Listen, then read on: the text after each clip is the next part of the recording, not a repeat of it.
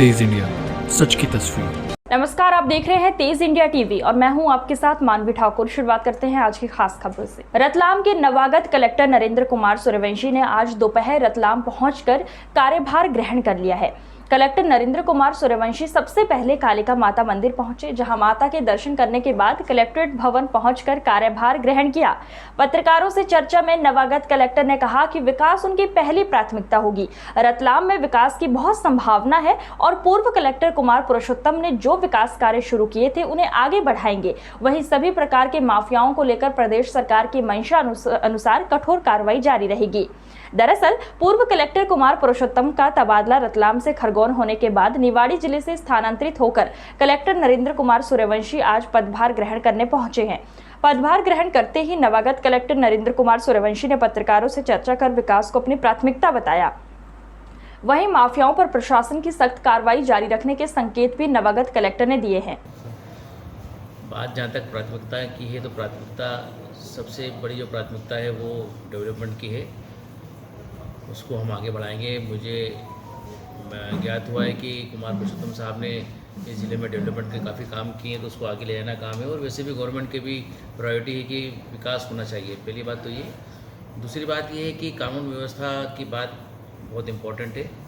हमारे माननीय मुख्यमंत्री जी लगातार कानून व्यवस्था और डेवलपमेंट की तरफ ध्यान आकर्षित करते हैं और उनकी अपेक्षा है कि इसमें तेज़ी से कार्रवाइयाँ होना चाहिए, चाहे वो विकास की हो, चाहे ऑर्डर को ठीक करने की हो, तो हम लगातार करते रहेंगे। जहाँ तक बात रतलाम की है तो निश्चित रूप से रतलाम एक कमर्शियल कैपिटल के रूप में भी यहाँ का आसपास के क्षेत्र का जाना जाता है और यहाँ पे विकास की काफ़ी संभावना है। और संचार व्यवस्था और इसके अलावा दूसरा जो है ट्रैफिक यहाँ का बड़ा अच्छा है, जो पूरे देश को जोड़ता है। तो ये सबको बना के रखेंगे और पूरे शहरवासियों की हितों को ध्यान में रखकर ही आगे की कोई कार्रवाई हम सुनिश्चित करेंगे और माननीय मुख्यमंत्री जी के निर्देशों का अक्षरशः पालन हो, इसका हम पूरा ध्यान रखेंगे। सर, चूंकि प्रेशर को किस रूप में देखते हैं आप? कई बार देखने में आता है कि पॉलिटिक्स कई बार हावी हो जाती है प्रशासन के ऊपर, तो क्या समन्वय करके चलेंगे? आपको लगता है जरूरत? देखिए, समन्वय जो फैक्टर है वो सब जगह काम करता है, चाहे वो राजनीति हो, चाहे वो अर्थव्यवस्था हो, चाहे वो सामाजिक व्यवस्था हो या और कोई दूसरे एस्पेक्ट हो। तो समन्वय इम्पोर्टेंट है। और यहाँ पे क्षेत्र के जनप्रतिनिधि, चूँकि मैं पास ही का रहने वाला भी हूँ और आसपास के ज़िलों में जैसे मैंने बताया, तो यहाँ के बेहतर जनप्रतिनिधि हैं सभी और सभी का सभी सम्माननीय है। सर, शहर आपके पास नगर निगम का भी चार्ज रहेगा। नगर निगम की कई ऐसी योजनाएं जो कुमार पुरुषोत्तम सर के समय शुरू हुई है और अभी चल रही है, तो उनको पूरा करने का क्या लक्ष्य रहेगा? मैंने पहले ही कहा, एक बेहतरीन डेवलपमेंट ओरिएंटेड थे हमारे कुमार पुरुषोत्तम जी। उनके काम को हम निश्चित रूप से आगे ले आएंगे। सर, माफियाओं पर कार्रवाई आपने वहाँ भी की है, रतलाम में भी कुछ कार्रवाई पहले देखी हुई है, सर किस तरह से देखते हैं? क्या रतलाम में मध्य प्रदेश के नगरीय विकास एवं आवास मंत्री ने दावा किया है कि आगामी नगर निकाय चुनावों में भाजपा पूर्ण बहुमत से प्रत्येक नगरीय निकाय पर विजयी घोषित होगी, क्योंकि लोगों को पता चल चुका है कि भाजपा ही नगरीय क्षेत्रों का क्रमबद्ध तरीके से विकास कर सकती है। एक निजी कार्यक्रम में मंगलवार को रतलाम आए नगरीय विकास एवं आवास मंत्री ओपीएस भदौरिया ने यहां मीडिया से चर्चा के दौरान अपना ये बयान जारी किया है। उन्होंने कहा कि नगर निगम चुनाव के लिए भाजपा पूरी तरह तैयार है। हमने नगरीय विकास की व्यापक योजना बनाई है, विकास का बुनियादी ढांचा विकसित किया। प्रदेश के मुख्यमंत्री शिवराज सिंह चौहान के नेतृत्व में नगरीय विकास की व्यापक योजना और आधुनिक तरीके से विकास की परिकल्पना के साथ साथ हम लोग जो काम कर रहे हैं उसके जनता समझ चुकी है। वहीं भाजपा ही विकास का दूसरा नाम है। वहीं श्री भदौरिया ने ओबीसी आरक्षण लागू नहीं करने के मुद्दे पर कहा, ये सिर्फ और सिर्फ कांग्रेस की गलती का परिणाम है।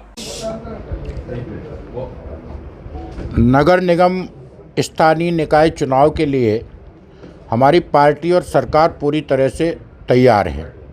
जो जनहित के काम पिछले 2 साल में हमने किए हैं, ख़ास तौर से नगरीय विकास की एक व्यापक योजना, जिससे आने वाले समय को देखते हुए एक बुनियादी ढांचा विकसित हो, नगर हमारे आधुनिक तरीके से विकास करें, ये परिकल्पना हमारे आदरणीय मुख्यमंत्री जी के दिमाग में है और उसके लेके हम काम कर रहे हैं। हम पूरी तरह से आश्वस्त हैं कि स्थानीय निकाय के चुनाव में हमारी पार्टी भारी बहुमत से विजयी होगी और निश्चित रूप से हम स्पष्ट बहुमत लेकर के आएंगे और प्रदेश को एक सुनिश्चित और क्रमबद्ध विकास की तरफ लेकर के जाने वाले हैं। ओबीसी आरक्षण को लेकर के मैं ये कहना चाहता हूँ कि पिछड़े वर्ग के हितों पर कुठाराघात करने का काम कांग्रेस ने किया है। कांग्रेस नहीं चाहती थी कि पिछड़े वर्ग को इसका हित और हक मिले, और सच्चाई ये है कि कांग्रेस किसी न किसी तरह से चुनाव टालना चाहती थी कि कांग्रेस को ये अंदेशा था कि वो बुरी तरह से चुनाव में पराजित होगी। पिछड़े वर्ग के हितों को छीनने के लिए कांग्रेस एक बार दो बार नहीं 5 बार हाई कोर्ट गई, माननीय सर्वोच्च न्यायालय गई। कांग्रेस के कार्यकर्ता उसमें अपीलार्थी थे और कांग्रेस के सांसद विवेक तनखा, उनको कांग्रेस ने, मैं ऑन रिकॉर्ड ये बात कर रहा हूँ कि इस केस को लड़ने के लिए हवाई जहाज उपलब्ध कराया, उन्होंने अपने फंड से इनको फीस दी, और कुल मिला के कांग्रेस का चेहरा पूरी तरह से उजागर हो गया है। रतलाम में अब बिना अनुमति या लाइसेंस के कोई भी मटन की दुकान संचालित नहीं की जा सकेगी। इस तरह के निर्देश मंगलवार को रतलाम आए नगरीय विकास एवं आवास मंत्री ओपीएस भदौरिया ने नगर निगम के अधिकारियों को दिए हैं। हम आपको बता दें कि 2 दिन पहले शहर में गौवंश के अवशेष मिलने के कारण रतलाम में विवाद की स्थिति बनी थी। घटना के बाद शहर में आक्रोश फैल गया था। हिंदूवादी संगठनों ने शहर में जगह जगह प्रदर्शन किया था। इसके बाद प्रशासन जागा और सोमवार से पूरे शहर और जिले में चल रही मटन की दुकानों का निरीक्षण किया ताकि बिना लाइसेंसी मटन दुकानों पर कार्रवाई की जा सके। इस दौरान कई दुकानों का संचालन गैरकानूनी पाया गया, जिस पर इन दुकानों के चालान बनाकर दुकानों को बंद करवाया था। मंगलवार को ये कार्रवाई थम गई थी। मंगलवार को जब नगरीय विकास एवं आवास मंत्री शहर में आए तो इस कार्रवाई के थमने पर सवाल उठा। इस पर उन्होंने कहा कि कार्रवाई नहीं थमेगी। जितनी भी मटन की दुकानें अवैध रूप से बिना लाइसेंस के संचालित हो रही है, उन्हें बंद करने और कार्रवाई के निर्देश नगर निगम अधिकारियों को दिया जा चुका है। रतलाम में डीआरएम कार्यालय के बाहर पश्चिमी रेलवे कर्मचारी परिषद ने धरना प्रदर्शन किया। अपनी मांगों को लेकर जारी धरना प्रदर्शन में नारेबाजी की। पश्चिम रेलवे कर्मचारी परिषद की मांग है कि न्यू पेंशन स्कीम को समाप्त कर ओल्ड पेंशन स्कीम को लागू किया जाए। हमारी मांग है कि अंतिम पेंशन का आधा पेंशन के रूप में दिया जाए। इसके अलावा निजीकरण का भी हम विरोध कर रहे हैं। इसके अलावा मंडल स्तर की भी मांगे हैं।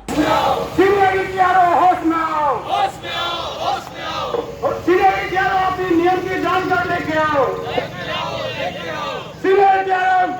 अपनी नियम की जानकारी लेके आओ। मुर्दाबाद, मुर्दाबाद, मुर्दाबाद, मुर्दाबाद, मुर्दाबाद, मुर्दाबाद, मुर्दाबाद, मुर्दाबाद, मुर्दाबाद, मुर्दाबाद, मुर्दाबाद, मुर्दाबाद, मुर्दाबाद।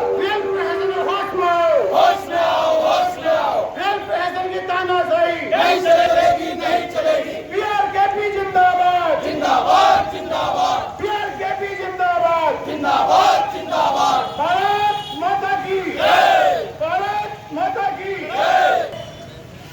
नींद एक ऐसा परमात्मा ने सुख दिया है कि नींद जब हमें आती है तो ये पता नहीं रहता कि हम डर है कि नारी है। कोई बता सकता है कि नींद की मुद्रा में लिंग का भेद नहीं, पद का अभिमान नहीं, पैसे का सम्मान नहीं, उम्र का ज्ञान नहीं, बूढ़ा हो या बच्चा एक जैसे सोते हैं और उस क्रम सुख को चाह के हम भारतीय रेलवे की सेवा करते हैं और हमें नाइट ड्यूटी नहीं मिलती है।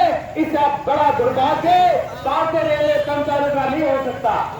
मैं इस मंच के माध्यम से नाइट ड्यूटी बच्चे का अलाउंस जल्दी हो, केंद्र सरकार और रेलवे बोर्ड से डिमांड करता हूँ। साथियों, इसी के साथ रनिंग कर्मचारियों में गार्ड एक ऐसा पद है जो सुरक्षा को प्रभावित करता है। यह गार्ड की उपलब्ध होते हुए भी बिना गार्ड के गाड़ी का संचालन किया जाता है।